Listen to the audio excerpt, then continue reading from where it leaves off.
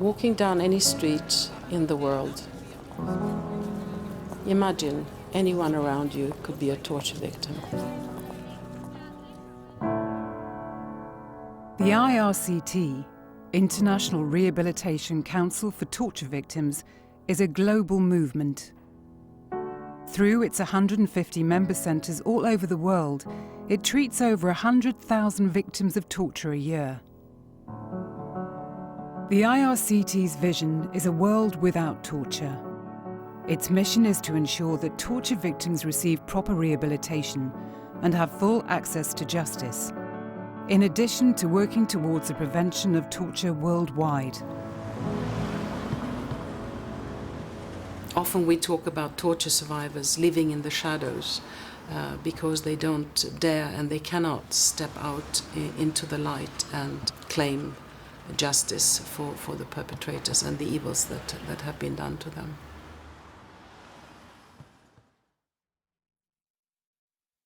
I think today, with information flowing on YouTube and Facebook and the internet, perpetrators can no longer hide. And I think this is, of course, excellent.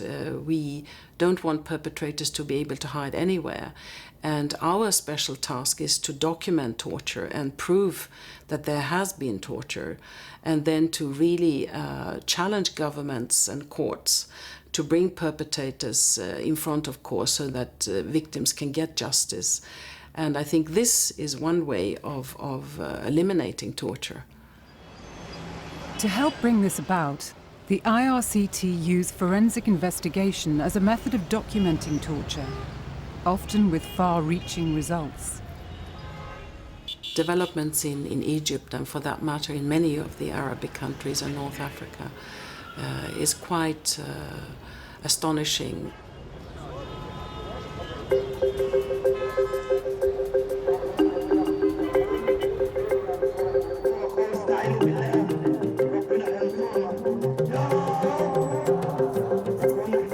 After Mubarak left, almost every Friday, people go to Tahrir Square, and I bump into lots of victims of torture in the square.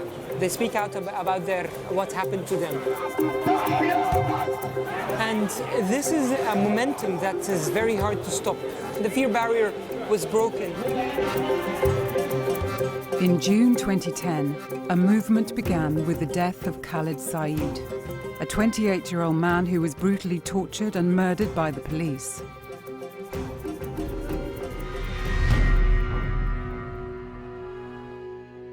His family contacted the IRCT Egyptian member centre in Cairo, El Nadeem, to see if they could help.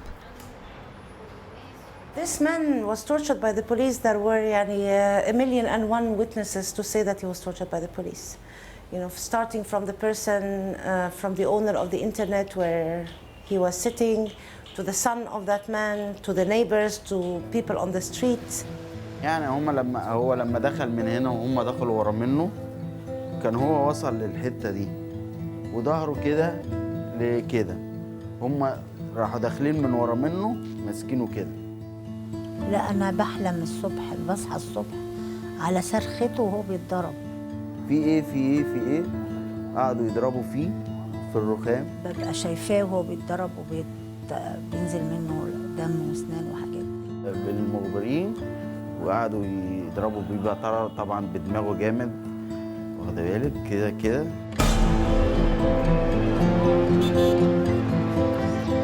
And so came out the forensic report, which is, I'm not a forensic specialist, but you didn't have to be to realize that this was a farce. It really created an uproar.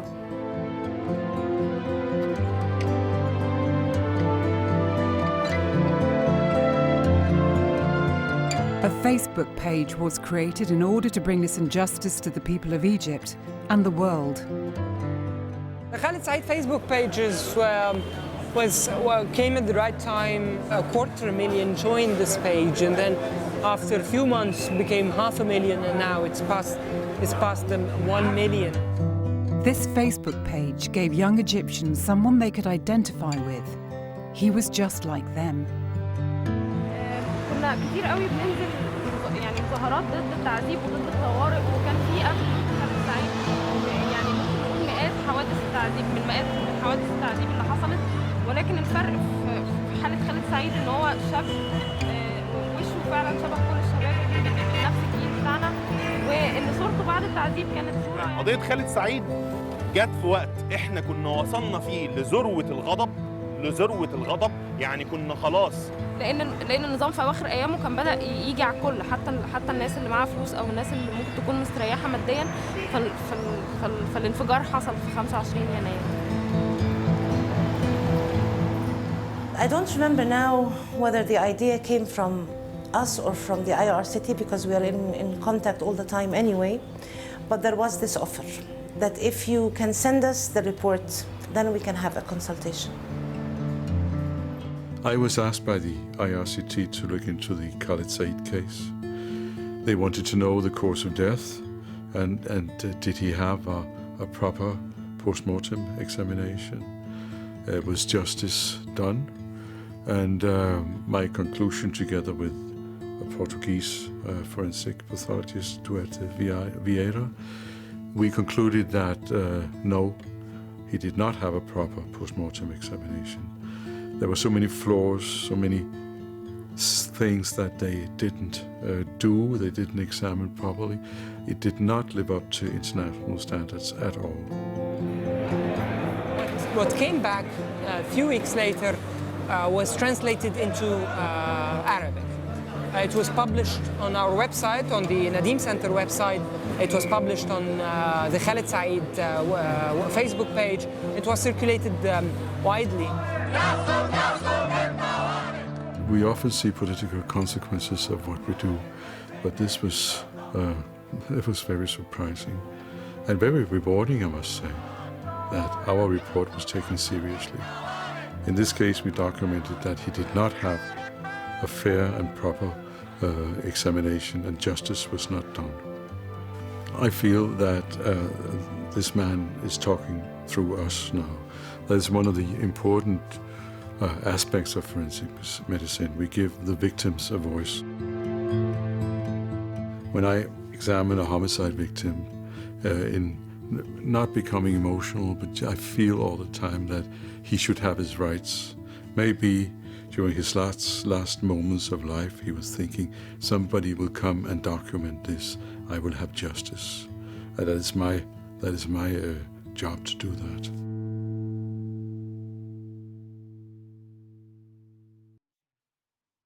We are trying in a particular work that we are doing now to use the Istanbul Protocol, which is really a guide how to document torture better, to document cases of torture and try to bring them with litigation organizations in front of courts, to really show that with better documentation one can actually get sentences against perpetrators. The information gathered and provided by medical reports, according to the Istanbul Protocol, provide additional information necessary in the legal investigations. They provide the facts and they provide the interpretation of the findings with regard to the physical and mental health lesions, which lawyers or judges, prosecutors won't be able to assess themselves just because they don't have that type of expertise. However, if an expert physician comes to the conclusion that the allegations and the findings are coherent, this will give great support to the investigation of the torture allegation case. Unfortunately, very few perpetrators could be held accountable for their crimes against humanity. So if you can punish a few perpetrators, really the effect on the society, on the system is much higher than you can imagine. So it will definitely lower the practice of the torture in that particular countries. I think breaking the cycle of violence is very important, to really see that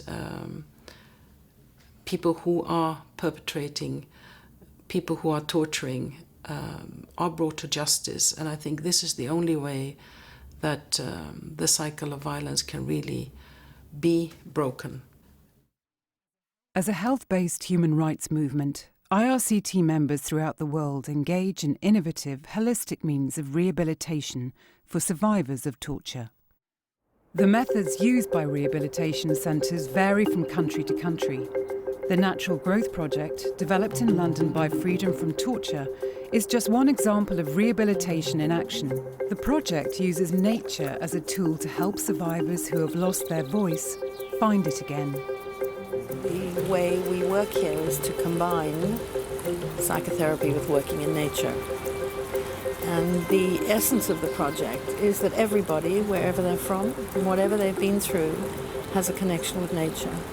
And if we can access that in our work, straight away something begins to happen with our clients. Through growing plants as part of their therapy, torture survivors find a connection with the life they're creating in the ground and the life within themselves.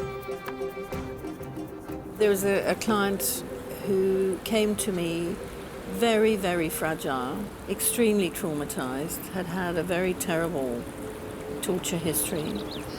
And she worked with me individually, and she also worked with the gardener. She came to see him and help him in the garden because she loved being here. Growing something, it made me forget about stress, forget about I've been in the prison, forget about the time I'm doing it. My mind is just concentrated on what I'm doing. Yeah, I'm thinking when I'll plant this plant, I don't know, I have to water it and look after it, I'm thinking about that. I forget about my stress. My life is beginning again because I thought I was already not in this world anymore.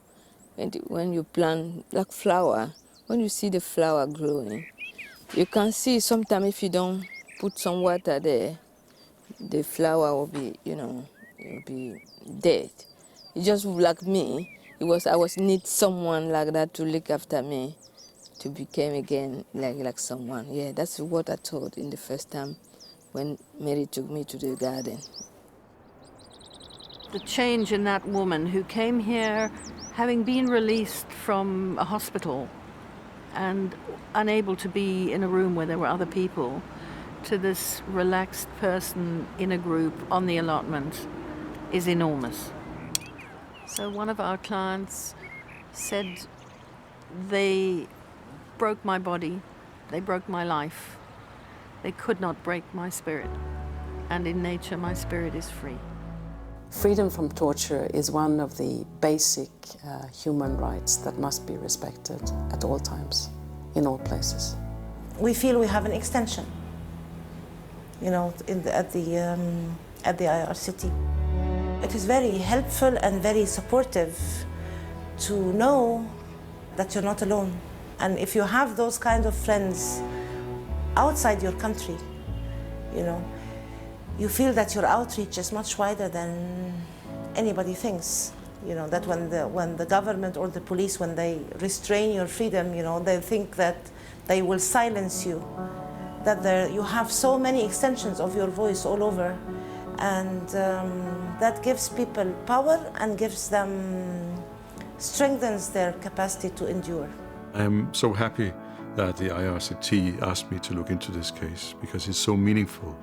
I feel that I have given Khaled Said a voice that will help in the Egyptian situation, giving Egyptians a better life. So his death was not in vain.